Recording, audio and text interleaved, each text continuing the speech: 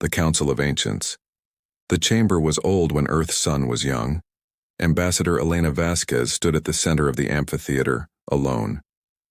Above her, arranged in ascending rings that climbed toward a domed ceiling of living crystal, sat the representatives of 43 species. Some had been traveling between stars when humanity's ancestors were still learning to make fire.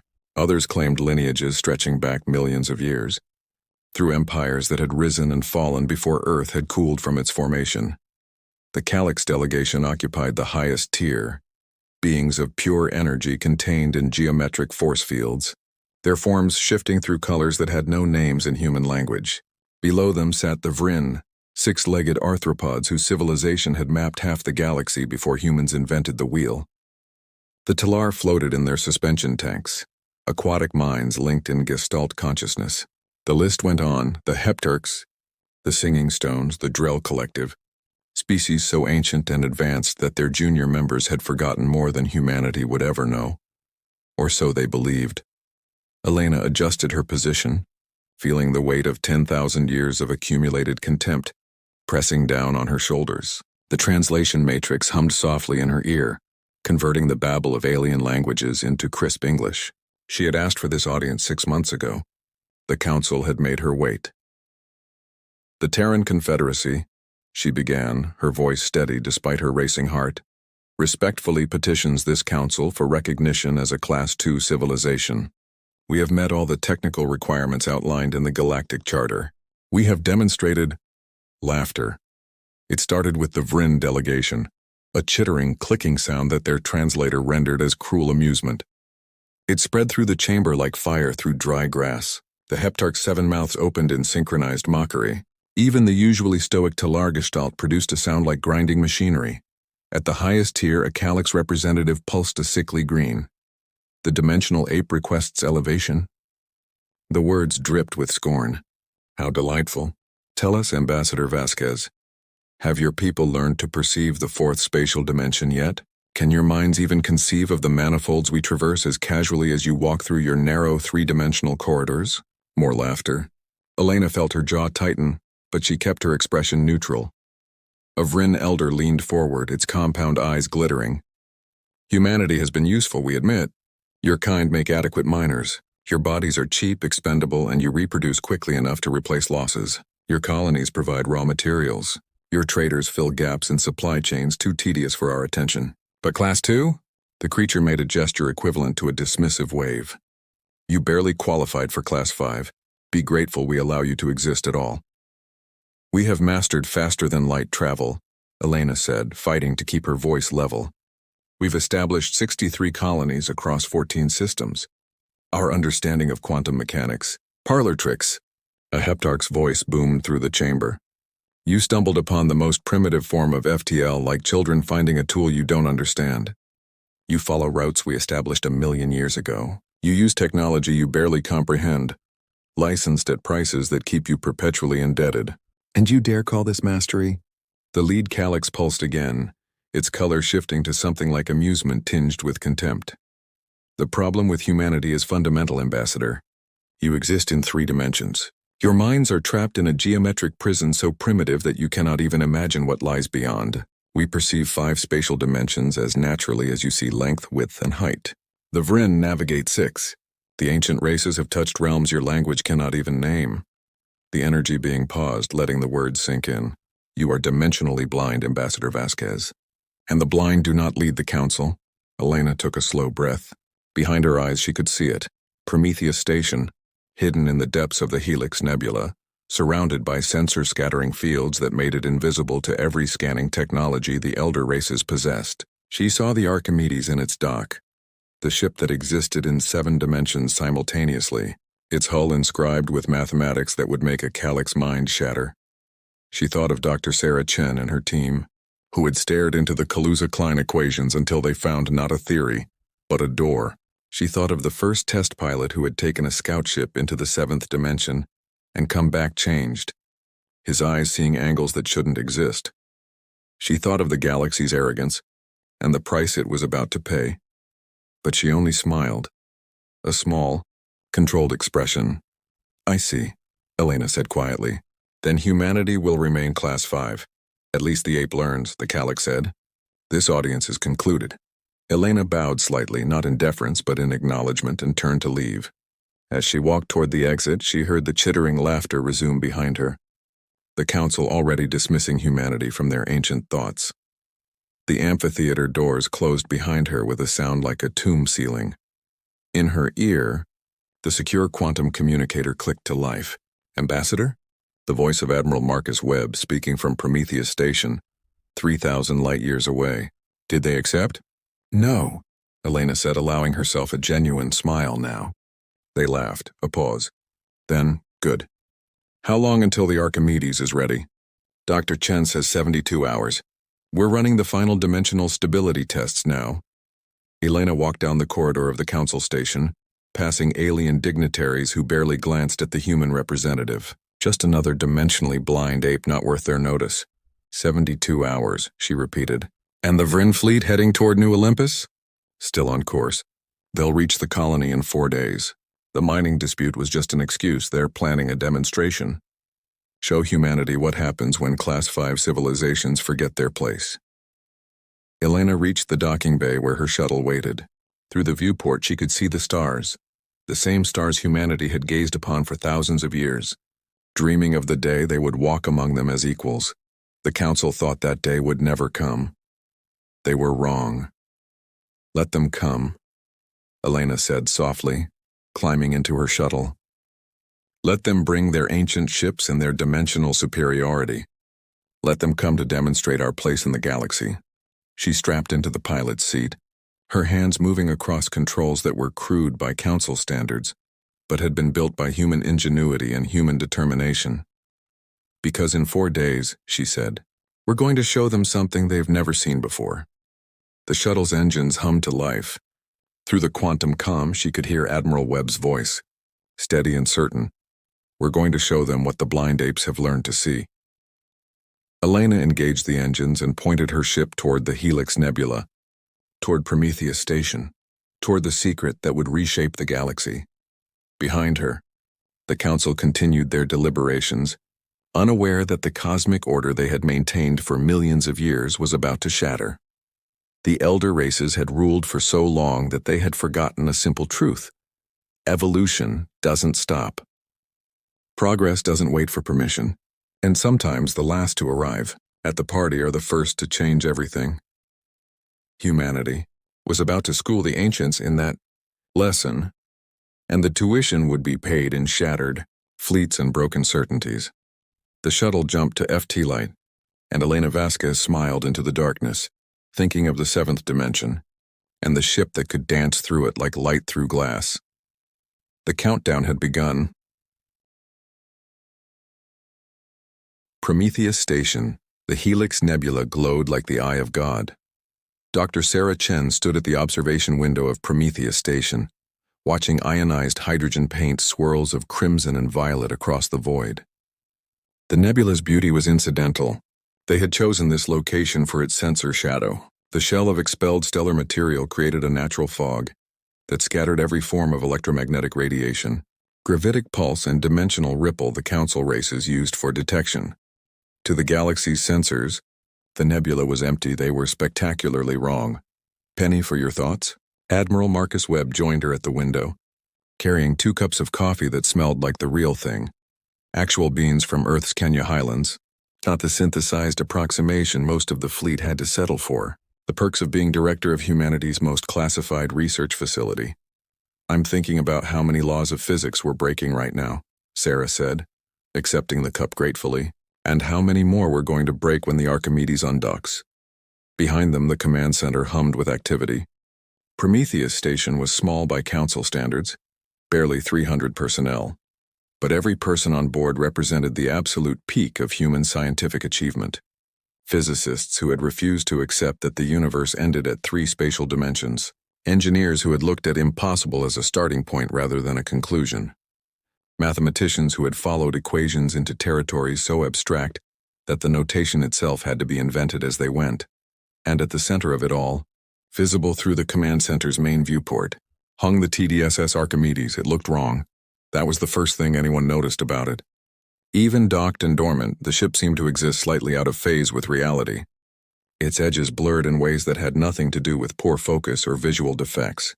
Stare at it long enough and the human brain started to protest, trying to resolve angles that existed in more dimensions than it was equipped to process. The Archimedes was 300 meters long in the dimensions that mattered for conventional navigation. But in the seventh dimension, the one humanity had learned to access through the Kaluza-Klein breach. It extended into spaces that couldn't be described with ordinary geometry. The council thinks we're stuck in 3 dimensions, Webb said, sipping his coffee, that we're trapped in geometric prison. We were, Sarah replied. For a long time, while they were learning to perceive 4, 5, 6 spatial dimensions, we were still drawing on cave walls. She turned from the window, her eyes intense. But we had something they didn't. What's that? Desperation, Sarah's smile was sharp, and the willingness to look stupid while we figured it out. She led Webb across the command center to a holographic display showing the dimensional topology around the station. To an untrained eye, it looked like abstract art, swirling colors and impossible geometries that seemed to fold in on themselves. To Sarah, it was a map of reality's hidden architecture. The elder races learned to perceive higher dimensions naturally, over millions of years of evolution, she explained, her hands manipulating the hologram to highlight different regions. Their brains developed the capacity to process 4-dimensional space the way we process 3, then 5, then 6. It gave them an enormous advantage. They could navigate spaces we couldn't even imagine, use physics that was invisible to us. But, Webb prompted, but evolution is conservative. It builds on what came before, slowly, carefully. The elder races can perceive up to 6 dimensions, but their understanding is intuitive, natural. They navigate higher dimensional space the way we walk, without thinking about the mechanics. Sarah zoomed the hologram into a region marked with pulsing red indicators. We approached it differently. We couldn't perceive higher dimensions naturally, so we had to build a mathematical framework to describe them. We had to understand the mechanics before we could use them. And in that process of mathematical formalization, we found something. She pressed a command and the hologram shifted, showing a complex web of equations overlaying the dimensional topology, the 7th dimension. Webb leaned closer, studying the display. The one no alien mind has ever entered. Can't enter, Sarah corrected. Their evolutionary pathway locked them into dimensions 1 through 6. Their perceptual apparatus is optimized for those dimensions, hardwired over millions of years. The 7th dimension requires a completely different approach, a mathematical framework their intuitive understanding can't support. She smiled grimly. Turns out being dimensionally blind has one advantage. We never developed the evolutionary constraints that limit the elder races, so we leapfrogged them. We opened a door they didn't know existed. Chime sounded through the command center. Captain Jennifer Park's voice followed, crisp and professional. Dr. Chen, Admiral Webb, final dimensional stability tests are complete. The Archimedes is ready for deployment. Sarah and Webb exchanged a look, then headed for the docking bay control room. Through the reinforced windows, they could see the Archimedes more clearly, surrounded by a halo of maintenance drones making final checks. Captain Park met them at the control station, her expression a mix of pride and barely suppressed excitement. She was young for a ship's captain, 32, but she'd been the first pilot to successfully navigate the 7th dimension and return with her sanity intact. That earned you a promotion in this program. All systems green, Park reported. Dimensional fold generators operating at 100% efficiency. The Kaluza-Klein breach is stable. We can maintain 7th dimensional intersection for up to 40 minutes before we need to return to normal space for cooling. That's longer than the simulations predicted, Webb noted. Dr. Rodriguez made some improvements to the containment field equations, Park said, nodding toward a sleek woman hunched over a console nearby. We can hold the fold longer without risk of dimensional bleedback. Sarah felt a flutter of pride. Dr. Elena Rodriguez had been one of her graduate students before the Prometheus project recruited them both. Brilliant didn't begin to describe her. Show them, Sarah said. Rodriguez looked up, grinned, and activated a simulation on the main display. The hologram showed a representation of normal 3-dimensional space, then began adding dimensions. 4 appeared as a branching pattern of possible positions. 5 and 6 added layers of complexity that made the display almost impossible to parse. Then 7. The hologram seemed to turn inside out. The other dimensions didn't disappear. They folded into something else. A topology where cause and effect operated by different rules, where the distance between 2 points wasn't defined by straight lines, but by mathematical relationships so abstract that they looked like magic. In the 7th dimension, Rodriguez explained, conventional physics still applies, but the framework is shifted. We can interact with 3-dimensional space from angles that don't exist in 3-dimensional geometry. We can strike targets from directions they can't perceive, much less defend against. And because we're existing partially outside their dimensional framework, we're effectively invisible until we choose not to be. Webb finished. Exactly. Rodriguez pulled up a tactical simulation showing a conventional space battle. Watch. The sim showed a Vryn battle cruiser, one of their heavy assault ships bristling with weapons that could reduce a planet to glass. Next to it, a representation of the Archimedes suddenly appeared, but not through normal space.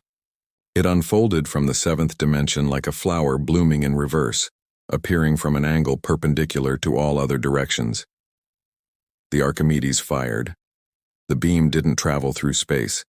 It existed in 7-dimensional space, which meant it could phase through the battlecruiser's armor, designed to stop 3-dimensional threats, and strike directly at internal systems. In the simulation, the Vryn ship simply came apart, its structural integrity compromised from within. Jesus, Webb breathed. That's just one application, Sarah said. We can also create dimensional collapse fields. Essentially, we fold a region of space through the 7th dimension and then unfold it slightly wrong. The target gets crushed by its own dimensional coordinates, becoming inconsistent. How many ships do we have like the Archimedes? 1, Sarah admitted. For now. We're still figuring out the manufacturing process. Building a ship that exists in 7 dimensions simultaneously isn't exactly conventional engineering. But the Archimedes is fully operational and ready for deployment. Webb turned to Captain Park. Your crew? 60 personnel, all trained on 7th dimensional navigation protocols. We've run 50 simulated combat scenarios. We're ready, Admiral.